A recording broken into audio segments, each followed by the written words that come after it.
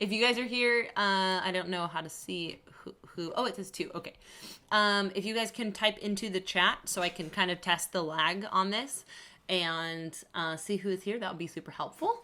Remember, as we're going through the questions, you can ask follow-up questions. That would actually be wise to do so in case something is confusing.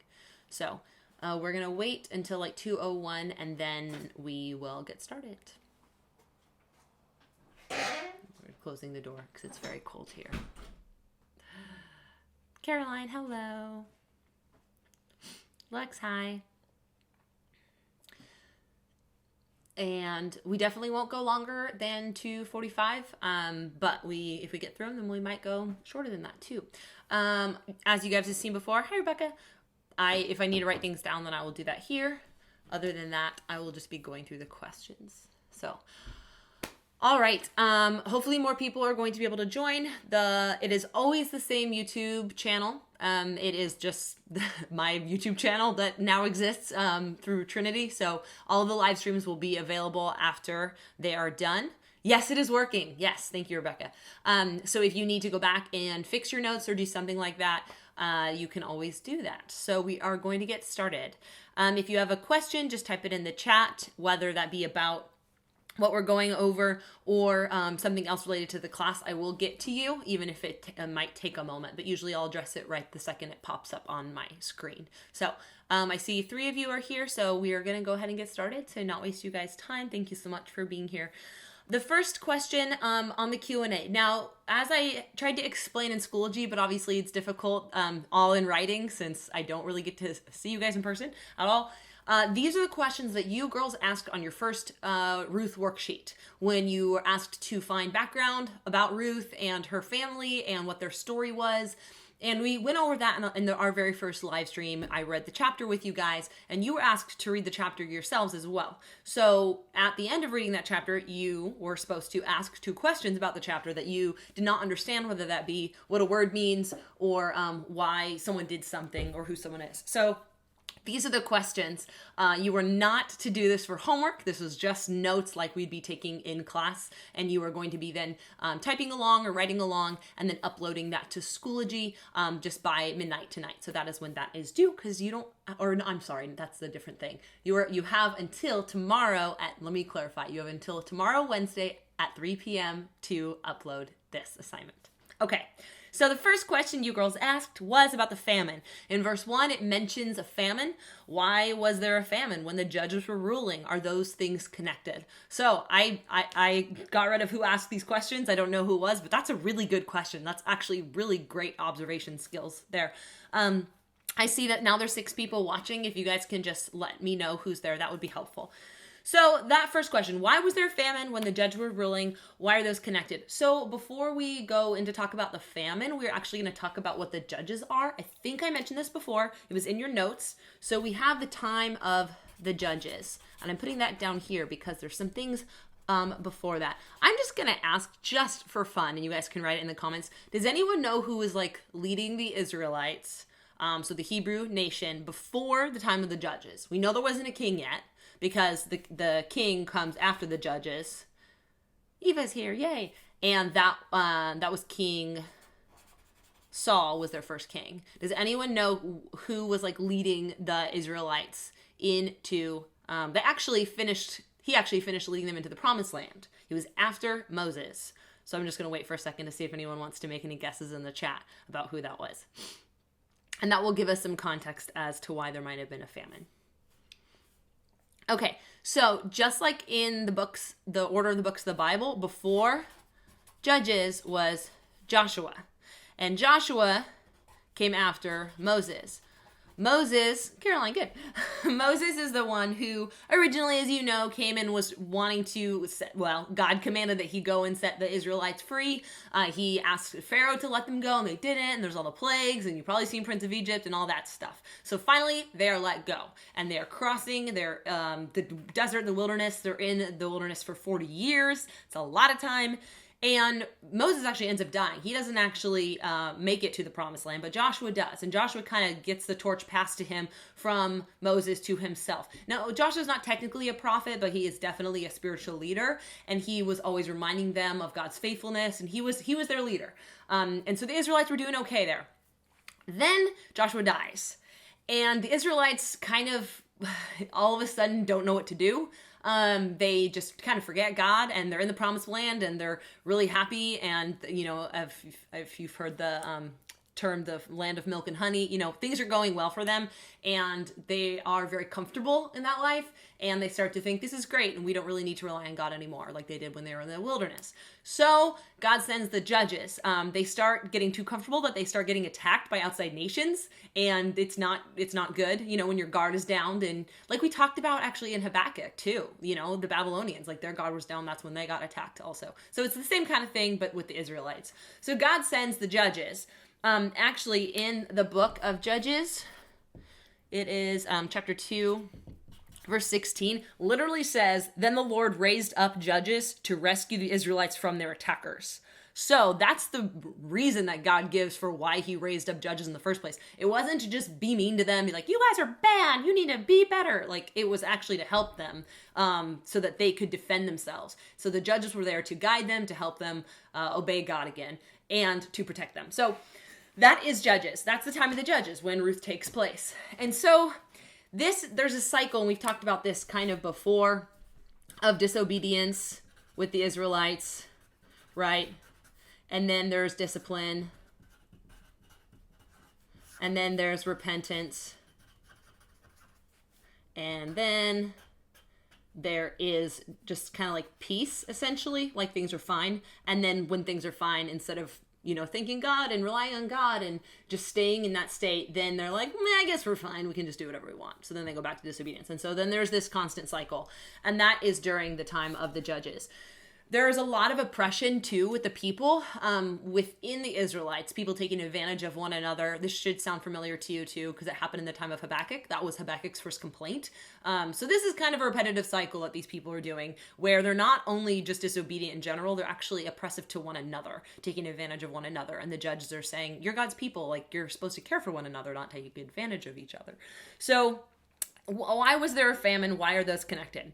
Often, God would use natural causes to discipline people. We've seen that before. If you guys remember, even with the story of Moses and freeing the Israelites, God, you know, told Moses, "Hey, have Pharaoh let my people go," and then he would say no, and then God said, "Okay, well, let me tell you, I'm serious." And then there was all these plagues.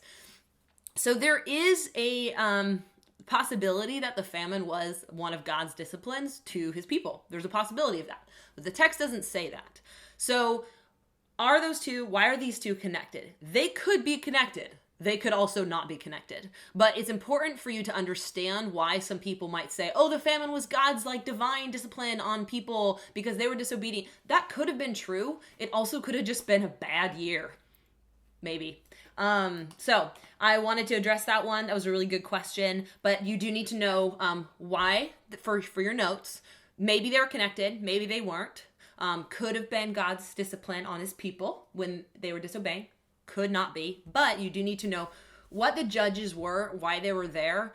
This cycle, obviously anything I write here, you should write on your notes or type. And what God's purpose for the judges was to actually help them. So we have 7 people watching now. Not all of them are going to be that long. I promise you. That was just a longer question. Some of them are like a 30-second answer. But before we go on to number 2, I want to ask if there's any follow-up questions on that question or anything else about the book. I'll take a sip of my coffee and wait for a second.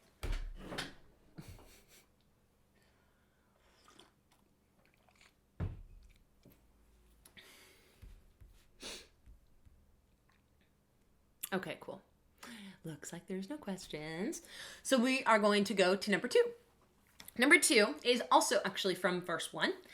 Why did they have to travel somewhere to seek protection? So in this question, the they is the family of Naomi and Elimelech and her sons, obviously, who were originally from Judah, from Bethlehem in the city of Bethlehem in Judah.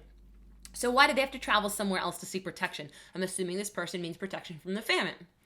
Well, the actual answer for number 2 is they didn't. They did not have to leave. I can just write that down. So this is number 1. This is number 2. They didn't. They did not have to leave to seek protection. They chose to. Number 2 and number 3, the questions you girls asked, are actually a little bit related. So I'm kind of going to jump back and forth between those. Elimelech was known as an Ephrathite, which is someone who was pretty wealthy and noble, of noble blood. It was Ephrathites were descendants of Ephrath who lived in Bethlehem, which we know already that they're from. And so there's a good chance that he was pretty wealthy. Now, if he stayed in Bethlehem, he might have, been asked by the elders to share some of that wealth while people were suffering. During the famine, he might have had to actually, use up more of his resources. But if he took his family and moved to Moab, he could keep all his stuff. He could continue to be wealthy and continue to be noble and, live in essentially Israelite luxury in that sense. So there are some scholars that actually say that might have been a motive because he could continue to live in comfort rather than staying with his people in Bethlehem when the famine was going on. So, yeah, kind of crazy. They didn't have to leave. And we know this because the people stayed in Bethlehem. They actually did stay there. Not everyone scattered and left. God saw his people through the famine. It was not to take and wipe them out. As we know, God doesn't do that ever with his people. So, they didn't have to, is the answer. They just left. They were like, nah, let's go live somewhere that's easier. So that's number 2. And number 3, kind of already, answered. Ephrathite is just someone who is a descendant of this guy, Ephrath. Make sure I spell that right. Yes. And they lived in Bethlehem. They were of noble blood. They were pretty wealthy. That's essentially about it. And that was directly related to probable motives for moving to Moab when the famine was going on. So that's 2 and 3. Like I said, a lot shorter. I'll take a pause for a second and ask if there are any follow-up questions to number 2 and number 3. Sorry if I'm a little fidgety. It's very cold in this room. I see 8 of you guys here. That's rad. That's awesome. Very cool. All right. Number 4. Okay. Great question. Good observation of what the text doesn't say. We know that Elimelech and his sons died. We do not know why or how. So the first part of that question in verse 3, how did Elimelech die? And then in verse 5, essentially, what causes did both of Naomi's sons die from? So essentially, what's with the deaths? Okay, so this concept is kind of disputed among scholars. Oh, I'm seeing Rachel is behind. Yeah, how do you spell 3? I don't know what that means. If you are behind in the video, if you just joined, that's okay. This will be saved. And then you have a whole entire 24 hours to watch it and catch what you missed. So there you go. How do you spell 3? 3 as in number 3, Ephrathites. It's on your paper. So I just wrote Ephrath because that's the one that's not on your paper. So you don't need to know how to spell it since it's already on the document. You can just use it from there. Okay. So how did Elimelech die? And then essentially, how did his sons die? So this is kind of disputed among scholars. Some could argue that their sickness and subsequent death was a result of their move to Moab. Because again, it wasn't done by obedience to God. God didn't say, hey, go move your family and go do this trek like God has done with other people too. He didn't do that with Elimelech. That was not stated. He said he moved because of the famine. That's the only thing that's given to us. Some scholars say that was actually an act of disobedience. Instead of staying with his people in Judah, staying with the Jewish community, he just decided to up and peace out and go leave. So essentially, there is a belief that maybe that could have been discipline. But again, just like with the famine, that's not necessarily explicitly stated. It's actually not explicitly stated at all. And there is an indicator that that is not the case. And for that, we look at, this is number 4, the boys' names. So the boys' names are Mahlon and Killian. Obviously, there's different ways to spell that. You pick which one you like the best. I do not care. So those are the names. They were born where? In Bethlehem, in Judah. They moved to Moab later, after they were born. Then they were in Moab for 10 years. But they were born in Bethlehem. They were born Israelites into that community. So these boys, their name, their names are interesting. In Hebrew, Malin means sickly, and Kilian means wasting. That's what their name means. Why would someone name their newborn baby or, very young baby sickly or wasting? Why would you do that if they weren't actually sickly and wasting? If they weren't actually already suffering from some type of health issue, from some type of disease or like physical, like infirmary, like if there wasn't something actually wrong with them, you wouldn't name your child that. That's like mean and cruel. Kind of weird as it is, obviously. I'm sure you girls are thinking that. But that's what they named them. So I do spend a lot of time doing research, reading commentaries and different, pastors and writers' takes on these things to be able to answer you girls' questions with honesty and integrity. And there are quite a few people who believe that this is why they died, because they were just sick. And the move from Bethlehem to Moab and then staying in a new land that they weren't really used to did not do well for their health. It took a toll on them. And so it would just make those, that already huge challenge in their life even worse.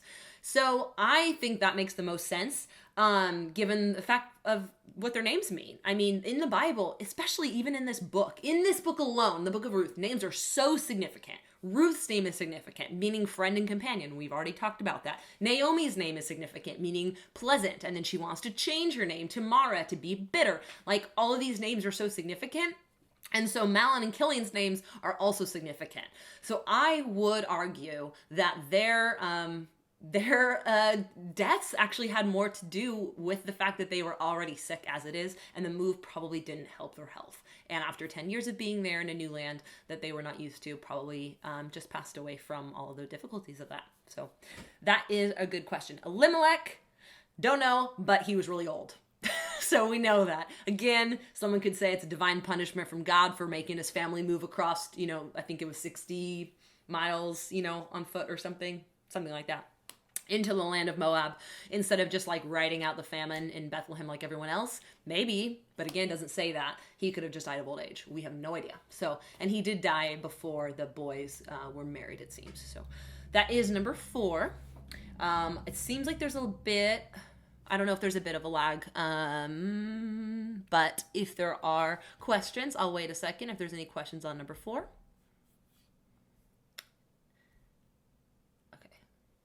And then number 5 and number 6 are very quick answer questions. Cool. Okay. Number 4. What does Moabite women mean? It means that they were from Moab. That's it. They lived in Moab. They were born and raised in Moab. And this is referring to Ruth and Orpah. They were Moabite women. And they married these guys. Okay. Number 6. How old was Naomi? This is verse 12. Since she said she was too old to have more kids. We have no idea for sure. We can only speculate, but the answer is too old to have kids. But that's as old as we know for sure. That's the reasonable answer. If she says she's too old to have kids, she probably is too old to have kids. Could God do a miracle? Sure. But in her mind, she's too old to have kids. I couldn't find anything for certain, but some sources I read, I have no idea how speculative they are, or, what kind of math they're doing. But the sources I found said 50 to 60 years old, which makes sense. It's not wise to have a kid after 50. My mom is 68. She doesn't seem young to me. She's a lot of fun, but she should not have kids. That'd be weird. I'm 32. So yeah, at that time, people were living to be around the same age as we are now, sometimes dying even younger than that. So, living to be around 75, 80, 85 years old. People are living a little bit longer even now too. So it kind of did a curve there. But that's what I found, 50 to 60 years old, and in her mind, too old to find someone, marry them, and pop out a baby. So that's all we know. Okay, number 7 is a little longer of an answer. It's from verse 13. Why does Naomi say that the Lord turned against her? And someone else asked, did God really turn his back on Naomi? And if so, why? So, why does Naomi say the Lord turned against her? It was definitely her perspective at the time. Whether or not her feelings or perspective were true is a whole nother story, but obviously that's how she felt. She says, she entered into Moab essentially full and then came out empty. So she entered into Moab with a husband and 2 kids, and now she's leaving Moab, going back to Bethlehem without any of those people, and then with a daughter-in-law. So much less than she started with. But here's the question for you guys is, first, let me just make it really, really clear for number 7, no, God did not turn his back on her. Yes, it was her perspective for a time. She felt that way very strongly. But does death and suffering in someone's life indicate that God has turned their back on them? Obviously not. We know that from reading the Bible. We know that from, watching people's lives. We know that from probably common sense. But when a lot of bad stuff happens at once, it can feel like that. It can feel like God doesn't see you, like God doesn't hear you, like God doesn't care. Why would, good God let all these terrible things happen? And that's a whole other philosophical conversation we could have in another time. But there are really good answers for that, not even just ones from the Christian worldview too. Bad stuff happens no matter what.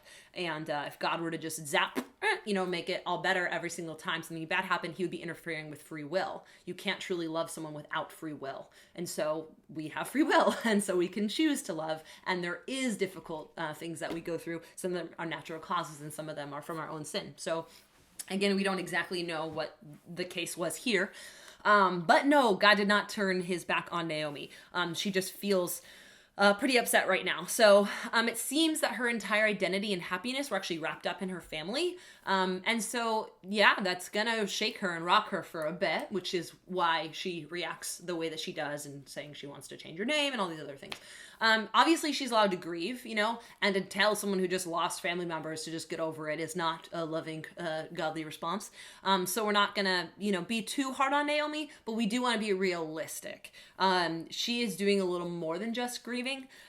She's obviously blaming God. So when you lament and you ask God why, please show me your will, why is this going on? I don't feel you, I don't see you. That is one thing. Then declaring, to yourself and to others, which she does do, God hates me, basically. God has turned his back on me. Not saying, I don't feel God. I don't know where he is. I don't know why this stuff is happening. Which is what Habakkuk did do, actually. Habakkuk had some pretty bad stuff going on in his life, too. So did Hosea, which you guys will read about next year. So yeah, you don't have to have the, God hates me, turn his back on me attitude to actually genuinely grieve and ask God some hard questions, too. So yeah, hopefully that answers that question.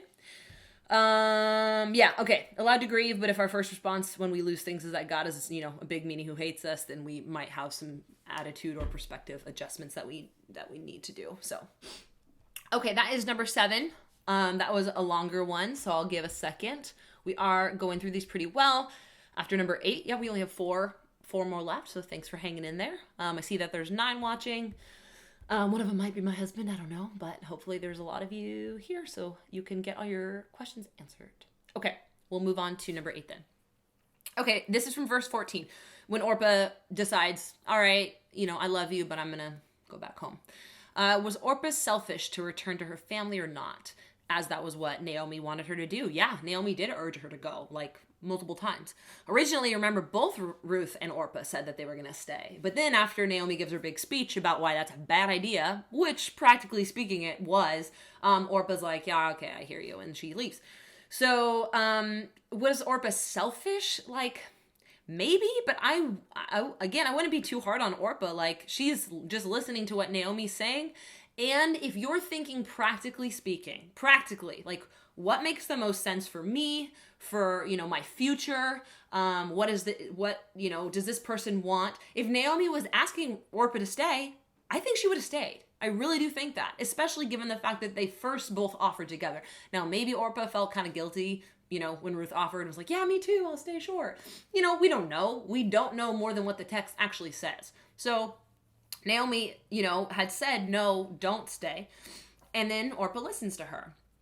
So I don't think that she was being selfish. I think she was being practical. But I want to give a caveat with that, is that if you are following God, there are times that God asks you to do things that are not practical. And they might, not be, you might be making a decision that's not necessarily wrong, but in your spirit, I I know this makes sense to me and it kind of makes sense to everyone else, but I feel like God wants me to do X instead of Y, even though it might be less practical. And I'm just going to give you an example. We have the time, so I'm just going to share it with you guys. That's what happened with my major. I was an English major. Well, first I was a communications major and then a journalism major. And then I was an English major.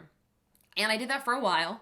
And so a few things happened in my life that I don't have time to share that made me feel the stir in my spirit to be a counseling major, which has a lot less practical job opportunities, actually, than English does. English would have made a lot more sense. But I really felt compelled to pursue that. I got a lot of negative feedback from my family on my dad's side who are not believers and just asking me questions. My grandmother had been helping out a bit and was hesitant to then continue to do that. It didn't make sense to a lot of people, essentially. And after a while, I was, questioning that too, but I just thought, no, this is exactly where God wants me. It might not be practical, but this is correct. And obviously the beautiful thing is it is because of my degree in biblical counseling that I was able to be hired at Trinity to do what I do. So sometimes in our lives, God will call us and convict us to do something that might not seem practical or make a lot of sense, but it does make sense looking through the eyes of God and what he wants for your life. So again, with this question, to make it very clear, was Orpah selfish to return to her family or not? Sinfully selfish? No. I'm just going to say no. I don't think she was sinfully selfish. But I don't think so that she, this is the one about Orpah. She was not acting in a way that was in submission to the God of Israel. I don't believe Orpah was following the God of Israel for herself in the way that Ruth was. She entered into this Jewish community as a wife. This is not what I'm doing now. But when Ruth was given the opportunity to go back to her family and to her gods, or to continue to follow the God of Jacob, the God of Israel, and go back into this Jewish community with her mother-in-law in a situation that would have been really difficult for her, she says yes, Orpah says no. So I do not think that Orpah was some mean, terrible person, but she wasn't following necessarily the God of Israel's call. She was going to go back, to her family. So, all right. And I think the question that was just asked, didn't Naomi say they should go back to their gods? Yeah, that she did. That's actually question number 9. So we'll go into that. Okay, so verse 15, Naomi says, your sister-in-law is going back to her people and her gods. After Orpah says, that she's going to go, kisses her mother-in-law, leaves. Right after that, Naomi then says, hey, your sister's going. Why don't you go back with her? The person asks, she says gods. So do they not believe in God or do they believe in different gods? Yes. We talked about this last time. So we know that Ruth and Orpah came from Moab, which was a pagan nation, which essentially either means that you don't technically believe in gods in the same way that we would think of God, but like gods everywhere kind of thing, like God of nature or God of the water or, a God of the flower. So that type of religion or way of thinking is polytheistic. And I think these were on your notes from one of the other live streams too. So yeah, no, they weren't Jewish. They did not believe in one God. They believed in many gods. And they would make sacrifices to different gods that they wanted to appease at the time. It was all about that. And some of the ways that they tried to appease the gods were not great. They were really kind of messed up, actually, as far as how the Moabites, lived their lives. So to answer this person's question, do they not believe in God? No, they don't believe in the God of Israel that Elimelech, Naomi, their family worshipped. But yeah, they do believe in different gods. So Naomi saying this, isn't Naomi saying go back to your people and go worship these gods because they're right? She's essentially kind of saying, go back and do your thing. Like, you don't need to do this anymore. You don't need to do this Jewish thing anymore. Kind of maybe assuming that they were just doing it for their husbands, that their faith and their conversion wasn't real. And I think that makes so much sense then, because Ruth's next response to Naomi is essentially, no, my God is your God. I'm all in. I'm not going back to that life anymore. I don't want that anymore. I don't believe in those pagan gods. We are together. We are family. We're not just family because I married your son, but because I worship the same God that you do. And I think that's the difference between Orpah and Ruth, and that's what gave Ruth the push and the drive to stay with Naomi, because she really believes in this God that Naomi and, her son had introduced to her. So there's more than just her deciding, I'm just going to stay with Naomi. And in the assignments that I graded for you guys, I think I wrote that too in some of your notes, I think. So hopefully that answers that question. Those are some really good questions, you guys, like really, really good. So I appreciate you actually taking the time to see that. Okay, we got like 3 more left. That's it. Boop. Okay, number 10, verses 16 through 18. Did Ruth want to stay with Naomi because she wanted to, or because Ruth didn't want to go back to her home for personal reasons? And then another person asked, why did Ruth stay with Naomi and not return to her own mother? So I kind of already answered that in the previous question about, Naomi talking about going back to their gods.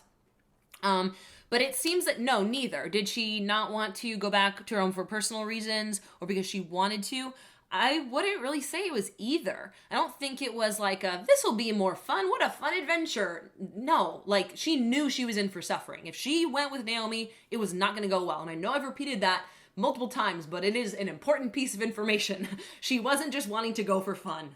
And she also, I don't think, was going with her because she didn't want to go home for personal reasons. The text doesn't say that, so we can't read into that. Some scholars say that there's a chance that Ruth, didn't want to go back to Moab because they, again, were a pagan nation and they were doing all these weird practices, some like child sacrifices and some other like weird stuff. I don't really think that she loved, potentially. Like I said, there's an adaptation of the book of Ruth in a movie form. I think it's really old. I don't know if it's good, but I think in that movie, it portrays part of her reasoning being that she's like, oh my gosh, these pagan gods are like so evil and, vindictive and terrible. And we're doing all these terrible things to appease them. But again, the text doesn't say that. Is it possible? For sure. It definitely would make sense. But what Ruth says is it has to do with loyalty to God and loyalty to Naomi as her family, that she has decided this is what she's going to do with her life. So if we're going to actually want to get a reason for why Ruth would go with Naomi, we really should just focus on what Ruth says. And so she says in verse 10, or I'm sorry, where is it? Okay. Nope, verse 16. Do not urge me to leave you or turn back from following you. For where you go, I will go, and where you lodge, I will lodge. Your people shall be my people, and your God, my God. Where you die, I will die, and there I will be buried. Thus may the Lord do to me, and worse, if anything but death parts you and me. So she invokes the name of God like 3 times in that response. She says, your people. She knows that Naomi's people are Jewish people. To live among them, you have to live like them, follow the laws, pray to that God. She decides she wants that life. Even against all odds, even against having comforts and things like that. So if we're going to try to give Ruth motive for why she would stay with Naomi, we really have to stick to what she actually says in the text. So hopefully that makes sense. There was a mention about why not return to her own mother. I don't know. Her mother wasn't mentioned. Maybe she doesn't know her mother. Maybe she's dead. Maybe she's there. We have no idea. So we don't know. Okay. We have 2 more questions, but I'll take a pause before, if there are any questions, any follow-up questions about anything that we've done so far, and then we have a short answer for number 11 and a longer one for number 12, and then we're done. I put too much cream in this. Cool. Number 11, verse 19. It says, the whole town was stirred because of them coming back. Again, I don't know who asked this question, but it's a good question. What does stirred mean? It just means like shocked. Like, oh my gosh, isn't that Naomi? And didn't she leave like 10 years ago? And who's this lady with her? But where's her husband and where's her kids? Kind of thing. Like if you hadn't seen someone for 10 years and they seem to be in a different type of situation than when you last saw them, you would be kind of like, whoa, what's going on? That's essentially what it means. And number 12, finally, verse 20. Why did Naomi change her name to Mara? Why does Naomi change her name to Mara just because she's mad? Yeah, so those are very similar questions. Okay, I want to make a point here Um, we've talked about this before. Naomi didn't successfully change her name to Mara. She just wanted to be called Mara. So make sure that that's in your notes. Her name didn't get changed. The author of Ruth, that we assume is potentially Samuel or whoever it is, did not continue to call her Mara. It was just Naomi who said, call me Mara. And then they keep calling her Naomi. So Naomi, as I've mentioned, means pleasantness. And as you girls already know, Mara means bitter. So why would she want to be called this? Mara means bitter. And so she wants people that she is now coming into town and seeing them. She wants a lot of sympathy and a lot of pity. She wants people to know she is not happy. She wants people to know that her life has not gone the way that she hoped it would. Again, they left possibly with a lot of comforts and riches, and were fleeing a hard situation in Bethlehem, hopefully to make a wonderful, cushy life for themselves in Moab. And then she comes back to Moab. We don't know where she's at financially necessarily, but we do know they're a little bit worried about that, and we'll get into that in later chapters. And so she is wanting people to know. She declares this: don't call me Naomi, call me Mara. The Lord has had his hand against me, things like that. So she wants people to recognize her lives have been hard.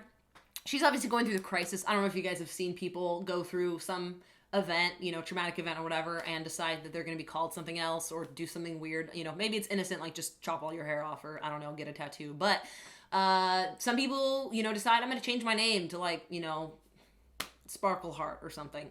I don't know. People do weird stuff. So when you're going through it, you want to do something. You want to make it feel like you have pity, or people get it. People get how intense this is for you.